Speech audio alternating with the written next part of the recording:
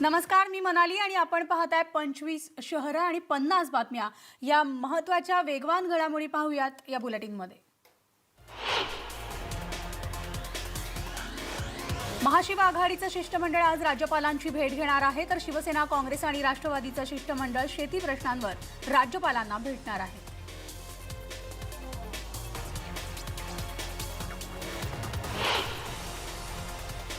भाजपच्या पक्ष कार्यकारिणी बैठकीचा आजचा शेवटचा दिवस आहे। देवेंद्र फडणवीस आणि प्रदेशाध्यक्ष चंद्रकांत पाटील आज पराभूत उमेदवारांना भेटणार आहेत। भाजपच्या पराभूत उमेदवारांची बैठक सकाळी 10 वाजता दादर वसंत स्मृतीमध्ये होणार आहे।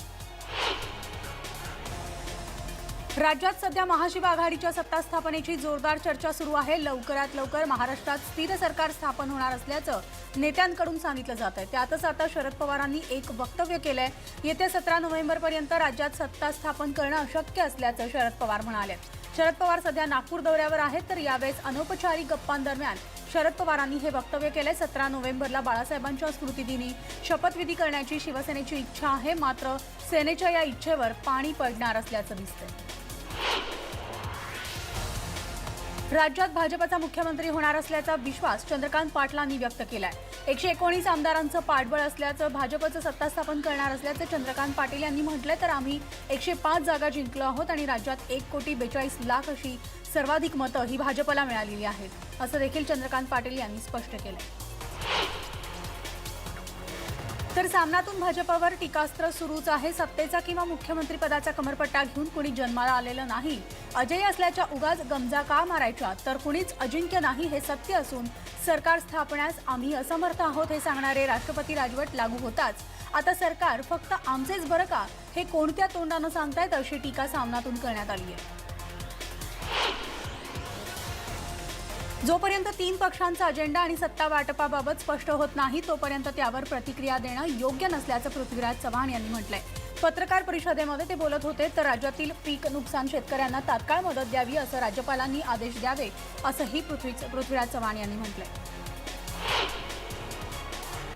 शिवसेनेकडून मुख्यमंत्रीपदासाठी मागणी असेल तर त्याचा विचार करू, असं राष्ट्रवादी काँग्रेसचे अध्यक्ष शरद पवार यांनी म्हटलंय। तसंच राज्यात भाजपचं सरकार पुन्हा येईल असं म्हणणारे फडणवीस ज्योतिषशास्त्र देखील जाणतात हे माहिती नव्हतं, असा टोला पवारांनी लगावलाय। तर किमान समान कार्यक्रमाची चर्चा पूर्ण झाल्यावर बोलणार असल्याचं पवारांनी सांगितलंय। शिवसेनेसोबत राज्यातले काँग्रेस नेते थेट चर्चा करीत असल्यामुळे काँग्रेसचे पक्षश्रेष्ठी नाराज असल्याची माहिती आहे आणि काँग्रेसच्या नेत्यांना फक्त राष्ट्रवादी काँग्रेससोबतच चर्चा करण्याची सूचना होती, मात्र त्यानंतरही शिवसेनेसोबत का चर्चा केली असा सवाल काँग्रेसच्या राज्यातल्या नेत्यांना विचारण्यात आलाय।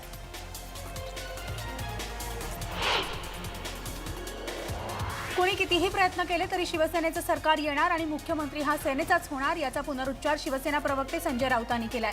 फॉर्म्युलाची चिंता कोणी करू नये, किमान समान कार्यक्रमावर आधारित सरकारचं काम चालेल, असं देखील त्यांनी सांगितलंय। तर आता कोणी मी पुन्हा येईन असं म्हणणार नाही, असा टोलाही त्यांनी भाजपला लगावलाय। दरम्यान भाजपनं संजय राऊतांवर जोरदार टीकास्त्र सोडलंय। भाजप नेते आशिष शेलारांनी संजय राऊतांवर निशाणा साधलाय। वाढत्या वयाप्रमाणे राऊतांनी परिपक्व व्हावं ही अपेक्षा आहे, असं म्हणत आशिष शेलारांनी राऊतांना वाढदिवसाच्या खोचक शुभेच्छा दिल्या। तर शहांची मुलाखत ही जनतेला सत्य समजावं यासाठी होती। शहा आणि मोदी यांना समजण्यासाठी राऊतांना बरेच जन्म घ्यावे लागतील, अशी टीका देखील त्यांनी राऊतांवर केली आहे। भाजपचे विधिमंडळाचे नेते देवेंद्र फडणवीस यांनी राज्यपाल भगतसिंह कोश्यारी यांची राजभवनावर भेट घेतली। तर अवकाळी पावसामुळे शेतकऱ्यांचं प्रचंड नुकसान झालंय, त्यांना तातडीनं मदत करण्यासाठी निधी तात्काळ वितरित करण्यात यावा, अशी मागणी त्यांनी केली आहे। तर लगेचच कारवाई करण्याचे राज्यपालांनी मान्य केल्याचं त्यांनी म्हटलंय। दरम्यान मुख्यमंत्री सहाय्यता निधीमधून गरीब रुग्णांना दिलासा दिला जातो आणि या निधीचं संकलन राज्यपाल कार्यालयातर्फे करण्यात यावं, पण एकही गरजू रुग्ण मदतीपासून वंचित राहणार नाही याची काळजी घेणं आवश्यक आहे, अशी विनंती फडणवीस यांनी केली आहे। तर राज्यपालांनी यावर तात्काळ कार्यवाहीचे आश्वासन दिलंय। शिवसेना पक्षप्रमुख उद्धव ठाकरे यांनी सांगली आणि सातारा जिल्ह्यात परतीच्या पावसानं झालेल्या नुकसानाची पाहणी केली आहे। तर उद्धव ठाकरेंसोबत या दौऱ्यात काँग्रेसचे आमदार विश्वजित कदमही सहभागी झाले होते। कडेगाव तालुक्यामधील नेवरी इथं टोमॅटो डाळिंब पिकाचं नुकसान झालं आणि याचीच पाहणी उद्धव ठाकरे आणि विश्वजित कदम यांनी केली आहे। उद्धव ठाकरेंनी सातारा जिल्ह्यामधील मायणी, कातरखटाव या भागातील द्राक्ष आणि बाजरीच्या पिकांची सुद्धा पाहणी केली आहे। शेतकऱ्यांनो खचून जाऊ नका, शिवसेना तुमच्या पाठीशी आहे, अशा शब्दात उद्धव ठाकरेंनी शेतकऱ्यांना धीर दिलाय। तसंच सातबारा कोरा करण्याचं शिवसेनेनं दिलेलं वचन पूर्ण करणार असल्याची हमी यावेळी उद्धव ठाकरेंनी दिली आहे। उद्धव ठाकरे मुख्यमंत्री झाल्यास आनंदच असल्याचं नीलम गोरेंनी म्हटलंय, तर पाठीत खंजीर खुपसणाऱ्यांना धडा शिकवण्याची हीच योग्य वेळ असल्याचं म्हणत त्यांनी भाजपवर निशाणा साधलाय। त्या सांगली दौऱ्यावर होत्या। जनसंपर्क कार्यालयाचं उद्घाटन करून खासदार डॉक्टर अमोल कोल्हे यांनी विरोधकांच्या आरोपांना जोरदार उत्तर दिलंय। खासदार अमोल कोल्हे हे जनतेशी संपर्क करत नसल्याचा आरोप त्यांच्यावर होत होता आणि त्याला संपर्क कार्यालय निर्माण करून उत्तर देण्यात आलंय। जुन्नर तालुक्यामधील नारायण गावामध्ये दिलीप वळसे पाटील यांनी या कार्यालयाचं उद्घाटन केलं। राष्ट्रवादी काँग्रेसचे अध्यक्ष शरद पवार यांनी काँग्रेस नेते नितीन राऊत यांची त्यांच्या निवासस्थानी जाऊन भेट घेतली आहे। आदिवासी समाजाच्या शिक्षण आणि अधिकार परिषदेचे कार्यक्रम आटोपल्यानंतर शरद पवार राऊतांच्या भेटीला गेले। सुमारे 20 मिनिटं शरद पवारांनी नितीन राऊतांची भेट घेतली आणि ही सदिच्छा भेट असल्याचं शरद पवारांनी सांगितलं।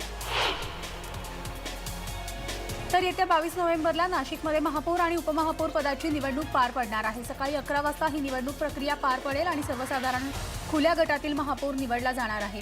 तर या महापौर आणि उपमहापौर पदासाठी भाजपचे अनेक जण इच्छुक असल्याचं कळतंय। तर या निवडणुकीत शिवसेनेच्या भूमिकेकडे सगळ्यांचं लक्ष लागलंय। पुण्यामध्ये जेगरबाज पोलीस कर्मचाऱ्यांना महिलेला जीवनदान दिलंय। वारजे माळवाडीमधील पोलीस स्टेशनचे पोलीस शिपाई सद्दाम शेख यांनी आंबेगाव तलावात उडी घेऊन महिलेचे प्राण वाचवलेत आणि विशेष म्हणजे सद्दाम शेख हे सुट्टीवर होते, मात्र त्यांनी कर्तव्याला प्राधान्य देत महिलेला पुनर्जन्म दिला। रायगडमधल्या माणगाव तालुक्यामध्ये असलेल्या औद्योगिक क्षेत्रातील क्रिप्झो कंपनीमध्ये सिलेंडरचा भीषण स्फोट झाला आणि संध्याकाळी काल 4:30च्या सुमारास हा सिलेंडरचा स्फोट झाला। यामध्ये 18 जण जखमी झाले असून 5 जण गंभीररित्या भाजलेत, तर या 5 जणांना मुंबईमधील जे रुग्णालयात हलवण्यात आले।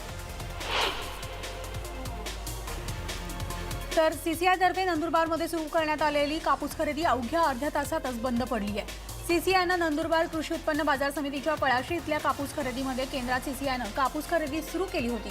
तर हा पाऊस अवकाळी पावसानं 18 ते 20% ओला असल्याचं आढळून आलं, मात्र 12% ओल्या कापसालाच भारतीय कापूस निगम हमीभाव देत असल्यानं त्यापेक्षा जास्त ओल्या असलेल्या कापसाला कमी भाव देण्यात आला आणि यावर नाराजी व्यक्त करत शेतकऱ्यांनी या ठिकाणी कापूस खरेदी बंद केली आहे। अतिवृष्टीमुळे नुकसान झालेल्या शेतकऱ्यांना संपूर्ण कर्जमाफी मिळावी या मागणीसाठी पुणे जिल्हा परिषद सदस्य आशाताई बुचके यांच्या नेतृत्वाखाली पुणे नाशिक महामार्गावर शेतकऱ्यांनी रास्ता रोको आंदोलन केलंय। तर नारायणगावमध्ये हा रास्ता रोको करण्यात आला आणि यावेळेस मोठ्या संख्येनं शेतकरी सहभागी झाले होते। निफाडमध्ये प्रहार जनशक्ती संघटनेनं निफाड नाशिक मार्गावर आंदोलन केलंय, तर शांतीनगर चौफुली मार्गावर या संघटनेनं रास्ता रोको केलाय। कादवा गोदा साखर कारखान्याकडे शेतकऱ्यांचे थकीत असलेली रक्कम देण्याच्या मागणीसाठी हे आंदोलक रस्त्यावर उतरले होते। तर रत्नागिरी जिल्ह्यामधल्या खेड तालुक्यामधील अवकाळी पावसामुळे झालेल्या भात शेतीच्या नुकसानीचे पंचनामे अखेर पूर्ण झाले। खेड तालुक्यामधील 199 गावांमधील 4800 शेतकऱ्यांचे पंचनामे पूर्ण झालेत, तर खेडमध्ये 90% शेतकऱ्यांच्या भात शेतीचं नुकसान झाल्याचं सांगण्यात आलंय। बीड जिल्ह्यामध्ये शेतकरी आत्महत्याचं सत्र सुरूच आहे, तर नापिकी आणि कर्जबाजारीपणामुळे धारूर तालुक्यामधल्या चोरांबा येथील शेतकरी कृष्णा सखाराम चव्हाण वय 40 यांनी आत्महत्या केल्याची घटना घडली आहे। तर गेल्या 7 दिवसांमध्ये 4 शेतकऱ्यांनी आपलं जीवन संपवलं आणि यामध्ये दुष्काळ, नापिकी यामुळे आर्थिक विवंचनेतून टोकाचं पाऊल उचलल्याचं सांगण्यात येतं। कोकणातील मच्छीमार बांधवांना मदत मिळावी, मच्छीमार बांधवांना दिलासा देण्यासाठी मत्स्य दुष्काळ जाहीर करावा अशी मागणी दापोली दर्यावर्दी मच्छीमार खारवी समाजाच्या वतीनं करण्यात येते। खारवी समाजानं प्रांताधिकाऱ्यांकडे निवेदनाद्वारे ही मागणी केली आहे, तर क्यार वादळामुळे मच्छीमार बांधवांचं अतोनात नुकसान झालं आणि त्यामुळे सरकारनं मच्छीमार बांधवांना नुकसान भरपाई देऊन मत्स्य दुष्काळ जाहीर करावा अशी मागणी करण्यात येते। तर रत्नागिरी जिल्ह्यामधील दापोली तालुक्यामधील जामगे धरणाचा मोबदला मिळण्यासाठी शेतकरी प्रांत कार्यालयावर धडकलेत। जामगे धरणाचा मोबदला धरणग्रस्त शेतकऱ्यांना अजूनही मिळालेला नाहीये आणि त्यामुळे संतप्त शेतकरी हे प्रांत कार्यालयावर धडकले। 2 दिवसात मोबदला मिळाला नाही तर कार्यालयातच ठाण मांडून बसणार असल्याचा इशारा यावेळी शेतकऱ्यांनी दिलाय। तर महाराष्ट्र सरकारकडून शेतकऱ्यांसाठी आणण्यात आलेल्या सौर ऊर्जा पंपाच्या योजनेला विक्रेत्यांकडून हरताळ फासला जातोय। ऑनलाईन नोंदणी कागदपत्रांची पूर्तता केल्यानंतर शेतकऱ्यांना हे पंप देणं विक्रेत्यांसाठी बंधनकारक होतं। जिल्ह्यातील 1000 पेक्षा जास्त शेतकऱ्यांनी यासाठी नोंदणी करून संबंधित विक्रेत्यांकडे कागदपत्रांची पूर्तता केली आहे, परंतु विक्रेता शेतकऱ्यांना उडवाउडवीची उत्तरं देत आहे आणि त्यामुळे शेतकऱ्यांना सौर ऊर्जा पंप मिळू शकत नाही। येत्या 22 नोव्हेंबरला नाशिकमध्ये महापौर आणि उपमहापौर पदाची निवडणूक पार पडणार आहे। सकाळी 11 वाजता निवडणूक प्रक्रिया पार पडेल। सर्वसाधारण खुल्या गटातील महापौर निवडला जाणार आहे आणि या महापौर आणि उपमहापौर पदासाठी भाजपचे अनेक जण इच्छुक असल्याचं कळतंय। तर या निवडणुकीमध्ये शिवसेनेच्या भूमिकेकडे आता सगळ्यांचंच लक्ष लागलंय। वाढत्या गुन्हेगारीवर आळा घालण्यासाठी नांदेड शहरात 25 पोलीस चौक्या सुरू करण्याचा निर्णय पोलीस विभागानं घेतलाय। शहरामधील एकूण 6 पोलीस ठाण्याच्या हद्दीमध्ये या चौक्या कार्यान्वित राहणार असल्याची माहिती पोलीस अधीक्षक विजयकुमार मगर यांनी पत्रकार परिषदेत दिली आहे। तर पुण्यातील वडगाव शेरी इथं एका व्यक्तीनं नागरिकांना दगडानं मारहाण केली आहे। श्रेयस साळवी असं या व्यक्तीचं नाव असून तो निलंबित पोलीस कर्मचारी असल्याची माहिती मिळते आहे। वडगाव शेरीतील निरामय हॉस्पिटल शेजारची ही घटना आहे। आरोपी साळवीला पोलिसांनी ताब्यात घेतलंय। तर मुरबाड एसटी आगार अधिकाऱ्यांना स्वराज्य प्रतिष्ठानच्या पदाधिकाऱ्यांनी धारेवर धरत घेराव घातलाय। गेल्या काही महिन्यांपासून आगार प्रमुख मनमानी कारभार करत असल्याचा आरोप करण्यात आला आणि त्यांच्या निलंबनाची मागणी यावेळेस करण्यात येते आणि त्यामुळे काही काळ तिथं तणावाचं वातावरण होतं। दौंड शहराच्या नागरी वस्तीतून जाणाऱ्या नगर दौंड बारामती फलटण राष्ट्रीय महामार्गाचं काम चुकीच्या पद्धतीनं सुरू झालंय। तर या कामामुळे प्रवाशांच्या जीवाला धोका निर्माण होऊ शकतो आणि त्यामुळे पोलिसांनी लोकांच्या जीविताला धोका निर्माण केल्याप्रकरणी आणि वाहतूक कोंडी केल्यामुळे ठेकेदाराविरोधात गुन्हा दाखल केलाय। तर रत्नागिरी जिल्ह्यातील दापोली शहरात मोकाटच गुरांमुळे नागरिक हैराण झालेत। वर्दळीच्या ठिकाणी भर रस्त्यात मोकाट बैलांमुळे 1 ते 2 तास रस्त्यावरील वाहतुकीला अडथळा निर्माण झालाय। पुण्यामध्ये अतिवृष्टीमुळे नुकसान झालेल्या शेतकऱ्यांना नुकसान भरपाई मिळावी यासाठी मराठा सेवा संघानं धरणं आंदोलन पुकारलंय। जिल्हा विभागीय कार्यालयासमोर हे आंदोलन करण्यात आलं आणि यावेळेस नुकसानग्रस्त शेतकऱ्यांना एकरी 50,000ची भरपाई मिळावी अशी मागणी आंदोलनकर्त्यांनी केली आहे। दरम्यान शांताराम कुंजीर यांच्या नेतृत्वात हे आंदोलन करण्यात आलं। तर आता मासे शौकीनांसाठी महत्त्वाची बातमी। माशांच्या किमतीमध्ये 30% वाढ झाली आहे। माशांच्या पुरवठ्यामध्ये तब्बल 60 ते 70% घट झाली आहे। मच्छी मार्केटमध्ये माशांचे दर हे वाढलेत आणि अरबी समुद्रात काही दिवसांपूर्वी आलेल्या क्यार आणि महा या चक्रीवादळामुळे मासेमारी बंद करण्यात आली आणि त्याचा फटका आता मासेमारीला बसलाय। कार्तिकेयन रामस्वामी आणि कालिदास नटराजन या दोघांनी मिळून अनेक लोकांना नोकरी देण्याचं आमिष दाखवून कोट्यावधींची फसवणूक केली आहे। या दोघांनी तामिळनाडूमधून 3 तरुणांना मुंबई छत्रपती शिवाजी महाराज आंतरराष्ट्रीय विमानतळावर बोलावलं आणि त्यांना लंडनमध्ये नोकरी देणार असल्याचं सांगितलं। गुन्हे शाखेला याची माहिती मिळताच त्यांनी या दोघांनाही अटक केली आहे। तर नवी मुंबई आंतरराष्ट्रीय विमानतळासाठी सिडकोनं 10 गावांमधील जमीन संपादित केली आणि त्याबद्दल सिडकोनं पुनर्वसन पॅकेज दिलंय खरं, मात्र सिडकोनं दिलेल्या या पॅकेजची पूर्तता झालेली नाहीये। उलट सिडको प्रकल्पग्रस्तांची घरं तोडत आहे आणि याचा निषेध व्यक्त करण्यासाठी प्रकल्पग्रस्तांची तिरडी काढून आपला संताप त्यांनी व्यक्त केलाय। दिवाळीच्या सणाचा निमित्त साधत झंकार कला मंदिर या मुंबईतील संस्थेनं नुकतंच लघुचित्रपट महोत्सवाचं आयोजन केलं होतं आणि दीपोत्सव साजरा करत असताना लघुपटाची पर्वणी या निमित्तानं मुंबईकरांना लुटता आली आणि वेगवेगळ्या भाषांमधील आणि प्रदेशातील या लघुपट महोत्सवाचं हे दुसरं वर्ष आहे। 1962 पासून झंकार कला मंदिर संस्था कला आणि सांस्कृतिक क्षेत्रात आपलं योगदान देत आहे। उद्या रेल्वेच्या 3ही मार्गावर मेगा ब्लॉक असणार आहे। कल्याण ठाणे दरम्यान जलद मार्गावर आणि पनवेल वाशी अपडाऊन मार्गावर मध्य रेल्वेनं रविवारी मेगा ब्लॉक घोषित केलाय। मरीन लाईन्स माहीम स्थानकादरम्यान धीम्या मार्गावर पश्चिम रेल्वेनं ब्लॉक काळातील कामं करण्याचा निर्णय घेतला आणि धोकादायक असलेल्या कुर्ला स्थानकातील पादचारी पूल पाडण्यासाठी शनिवारी रविवारी मध्यरात्री विशेष ब्लॉक मध्य रेल्वेकडून घेण्यात येणार आहे। तर राज्यात थंडीची चाहूल आता लागली आहे। मराठवाडा, मध्य महाराष्ट्र आणि विदर्भामध्ये अनेक ठिकाणी सरासरी तापमान 15 अंशांपर्यंत नोंदवलं गेलंय। मुंबईमध्ये मात्र अजूनही गारठा पडलेला नाहीये। राज्यामध्ये 12,000 शिक्षकांची भरती करण्याचं नियोजन करण्यात आलं। तर यामधील पहिल्या टप्प्यात राज्यातील विविध ठिकाणच्या खासगी शाळांमधील मुलाखतीद्वारे होणारी शिक्षक भरती आता डिसेंबरमध्ये सुरू होण्याची शक्यता आहे। त्यामुळे उमेदवारांना आणखी एका महिन्याची प्रतीक्षा करावी लागणार आहे। माथेरानमधील मिनी ट्रेनची अमन लॉज ते माथेरान शटल सेवा डिसेंबर अखेरीस नाताळच्या मुहूर्तावर सुरू होणार आहे आणि त्यासाठी नेरळ ते माथेरान मार्गावर विविध कामं हाती घेण्यात आलेली असून 6 कोटी रुपये खर्च येणार असल्याची माहिती मध्य रेल्वेनं दिली आहे। नेरळ ते माथेरान अशी संपूर्ण सेवा सुरू होण्यासाठी 4 महिन्यांची प्रतीक्षा करावी लागणार आहे।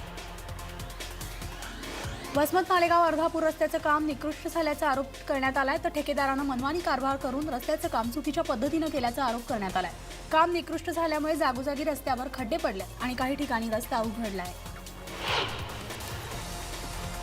तर अमरावती महानगरपालिका घनकचरा आणि स्वच्छतेच्या नावावर कोट्यावधी रुपये खर्च करते, मात्र पालिकेने नेमलेले कंत्राटदार योग्य रीतीने काम करत नसल्याने अमरावती शहरात साफसफाईची पूर्ण वाट लागली आहे। अनेक नाल्यांमध्ये मोठ्या प्रमाणात कचरा साचला आणि या साचलेल्या कचऱ्यामुळे नागरिकांच्या आरोग्यास धोका निर्माण होण्याची शक्यता आहे।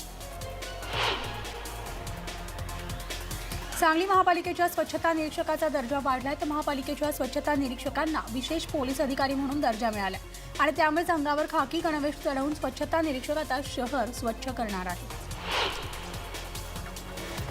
दुर्गम भागात वीज पोहोचण्यासाठी महाऊर्जा आणि महावितरणांना समन्वयानं काम करण्याची मागणी करण्यात आली आहे। तर ग्रामसेवकांमार्फत विद्युतीकरण न झालेल्या कुटुंबांची माहिती घेऊन तिथं वीज जोडणी देण्यासाठी आराखडा तयार करण्यात यावा आणि डिसेंबर अखेरपर्यंत हा अहवाल सादर करण्यात यावा।